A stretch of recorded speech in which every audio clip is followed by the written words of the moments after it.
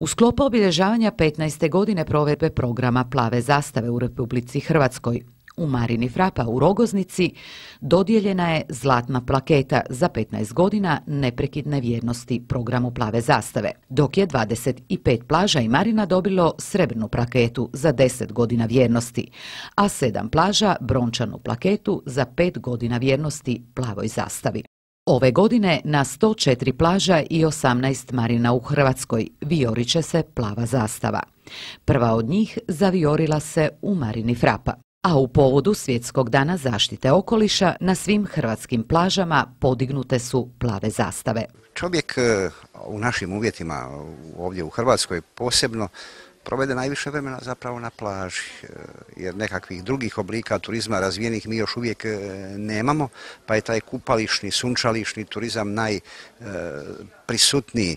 Dakle, dok je čovjek na toj plaži po 7, 8, 10 pa nekad i više sati, on se želi osjećati i ugodno i sigurno, i ako mu niste ponudili te neke sadržaje od invalidskih za invalide do sigurnosti, da ako ga niste informirali kroz one panoje i na razne druge načine, onda je on uskraćen, on će svoje uredno platiti, namiriti, a onda mi s naše strane moramo dati ono što smo dužni dati, da se on doista osjeća sigurno i ugodno na plaži i u marini naravno. Plava zastava za plaže i marine je međunarodni ekološki program zaštite okoliša, mora i priobalja, čiji je prvenstveni cilj održivo upravljanje i gospodarenje morem i obalnim pojasom. Za dobivanje plave zastave potrebno je zadovoljiti niz kriterija, a Marina Frapa sa uspjehom to ostvaruje već 8 godina zaredom.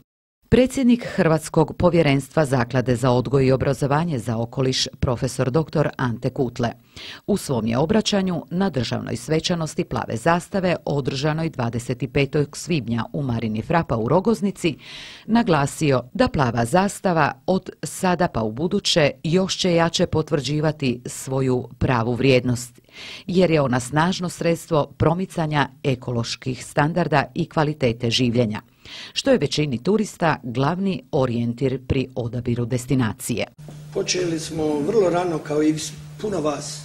Uključili smo se u projekt Plave zastave, ne samo zbog marketinških razloga, nego i zbog toga da napravimo nešto za prirodu, da napravimo nešto za okoliš, jer ruku na srce kad nešto gradite, kad negdje idete u prirodu sa projektom, onda oduzimate i prirodi nešto.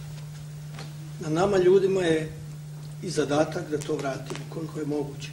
Kroz projekt, kroz program i uvjete Plave zastave, to sigurno svi vi i mi činimo.